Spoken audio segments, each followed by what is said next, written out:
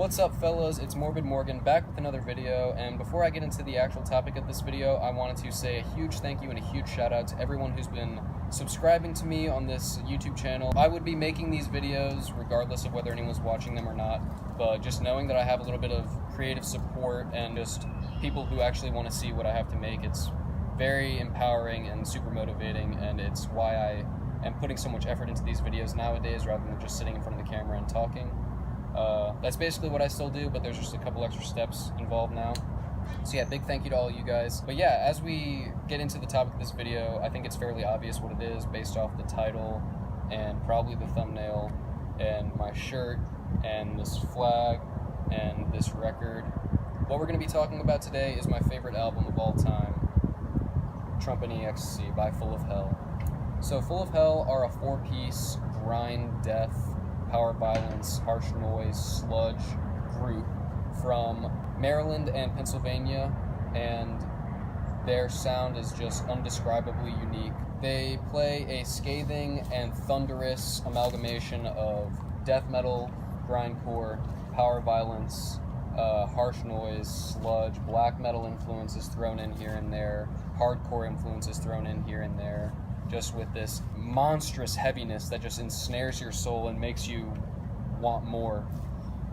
And one of the reasons I think this album is so successful is because of how it really captures your mind, puts you in a certain headspace, and for me that's the most potent, powerful quality a piece of art can have, is if it literally evokes emotions or qualities in a person that were latent otherwise, and it just kind of magnifies them, I think, and just helps you look at that side of the world or side of yourself or whatever it is. Yeah, every performance on this album is really great. Dave is an extremely physical, animalistic, barbaric drummer who pounds the skins harder than anyone I've ever seen. He's the most physical drummer I've ever seen live, by far. Spencer writes super angular, dissonant, catchy, heavy, quick, fast riffs that reminds you of like The Inalienable Dreamness by Discordance Axis. If you've heard that album, you probably know what I'm talking about a little bit. Kind of spastic and super angular and testing guitar riffs, but I think they come together really well.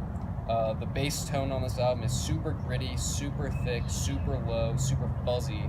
Adds to the crazy, gross, heavy, thick atmosphere of the album. Dylan Walker's vocals are fucking absurd.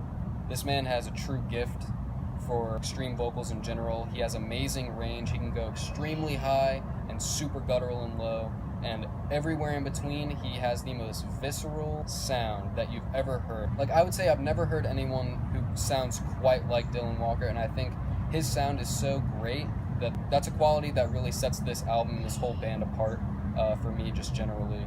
Everyone in this band is just so good at what they do, and they're all extremely bright, creative minds, and the music that they create is just so one of a kind.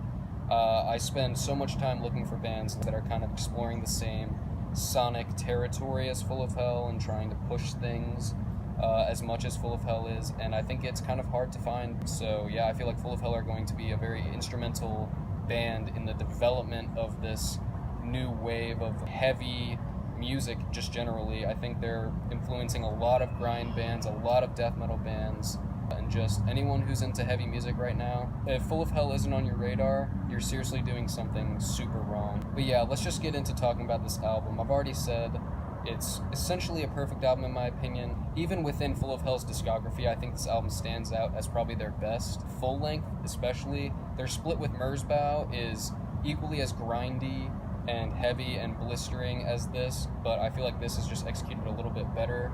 And their second album, Rudiments of Mutilation, is also like one of my all-time favorite albums, but I think it has a little bit of a more, if you'll pardon the pun, rudimentary style to it, or kind of a skeletal aesthetic to it, whereas this is just a fully fleshed out, extreme plunge into the abyss.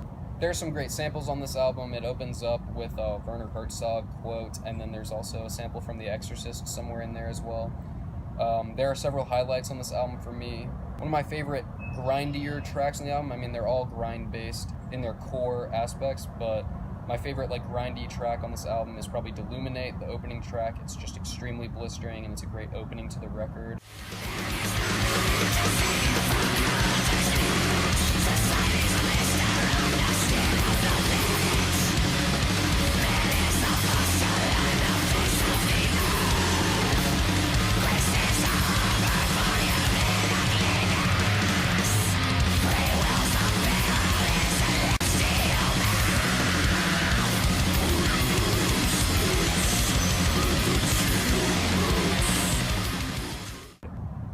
Another great track on this album is Crawling Back to God. It's kind of an all over the place, super heavy, super evil, dissonant, catchy, but grindy song that has very potent lyrical imagery.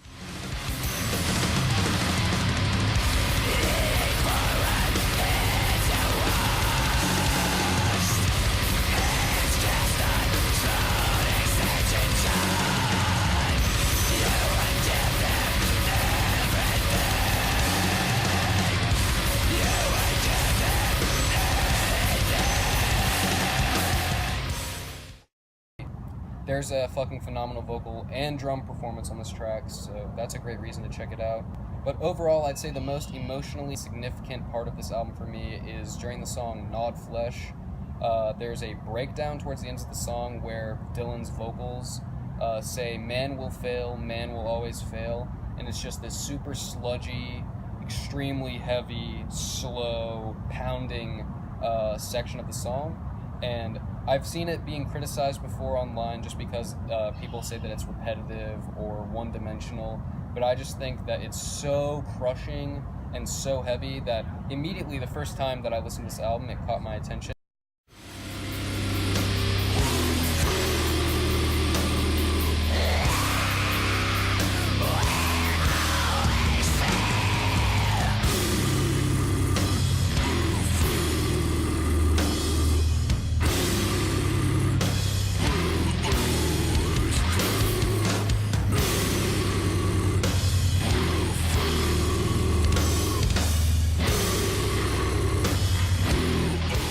This part of the song retains its sentimental significance to me, though, mainly because Dylan from Full of Hell actually let me sing this passage of the song into the microphone during their live set when I saw them in November.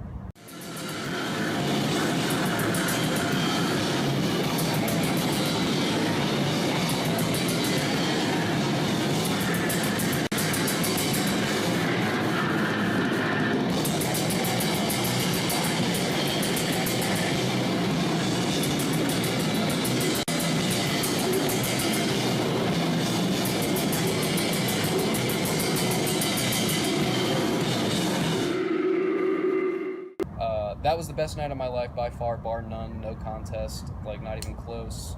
I'm gonna probably just make a storytime video about that whole experience eventually, but it was just a life-changing experience, and it was one of those things where while you're experiencing it, you realize, like I realized at this point, my life is peaking, nothing will ever top this, this is the best thing that's ever gonna happen to me. So that's just something you gotta deal with, I guess, but it was totally worth it. Anyways, in conclusion, I would give this album a perfect 10 out of 10. It's a life-changing release for me. It's something that I plan to listen to for a significant portion of my life, if not the rest of my life, just because it's like a perfect example of what I look for in music, and it's the perfect archetypal, weird, grindy, experimental death, harsh noise, weird, great shit, you know what I mean? Yeah, I'll leave you with that. Support this band, go see them on tour. They're on tour forever, so just hit them up, talk to them, they're great people, and I'm pretty sure they want to hear your feedback. So yeah, Full of Hell, if you're watching this, keep doing what you're doing. Your art means a huge amount to a huge amount of people, and with it, I think you guys have the potential to change music, and through that, kind of change the world in a way. So yeah, with all that being said, it's been real, it's been fun, but it hasn't been real fun. The bones of man, the brittle remnants of cosmic torment that once made him wonder if matter was Lucifer upward groping back to his God. And yet now he knew better. I don't know, like, so the grindiness on the song Deluminate really gets to... Oh, fuck me! I think you're doing good.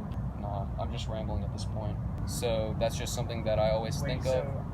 I guess my thing is, did you have to